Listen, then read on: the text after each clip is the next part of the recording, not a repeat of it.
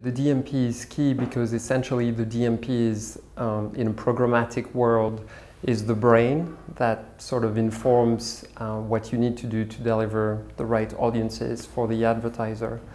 And if you look at the key functions of a data management platform, I would say there are three. The first one is to sort of harvest or gather data and sort of treat the incoming data into real-time fashion, so make it rapidly actionable. The second one is to do complex things with this data. So you're going to get a lot of various types of data. Sometimes the client data, you're going to get third-party data publicly available. This could be things like a live weather feed. This could be geo data.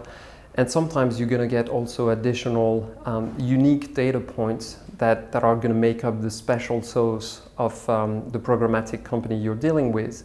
And the DMP is really where you mix and match these data types to create additional value in terms of resulting audience segments. So that's the second function. And the third one is really, once you've done this sort of complex data manipulation and come up with advanced segmentation for your clients, what you want is to action this data as quickly as possible in a programmatic fashion and across as many channels as you want. So this could be mobile, this could be video, this could be standard display, for instance.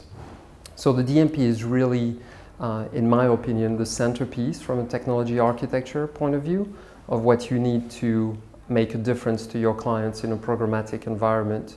And that's why you see a lot of companies either investing into their own proprietary technology, and that's the route that Xaxis and WPP have taken, or in partnering with enterprise software vendors like Adobe or Bluekai, which is now Oracle, to try to deliver this type of functionalities for their clients.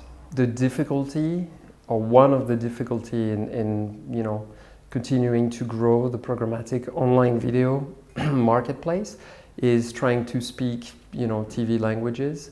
And I think you have this sort of two worlds colliding, one which is more digital experts and specialists, and the other one which are TV specialists and planners.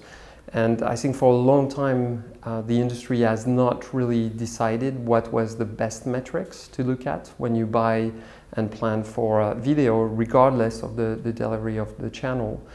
And so we're starting to see, a little more standards around what are the right metrics to look at, which I think is a step in the right direction. But there's still a lot of difficulties when it comes to planning across screen and really understand, what is overlapping in terms of reaching an audience, for instance, between online video and linear TV, and what is truly incremental.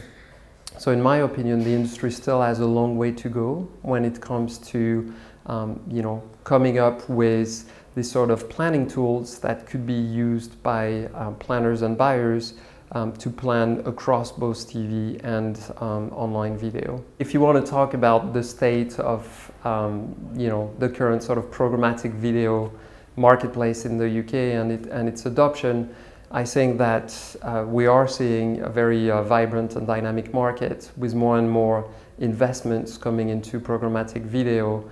I think there's a couple of reasons for that. One is obviously increasingly that is where the audiences can be found, and sometimes some very difficult to reach audiences in the regular TV world.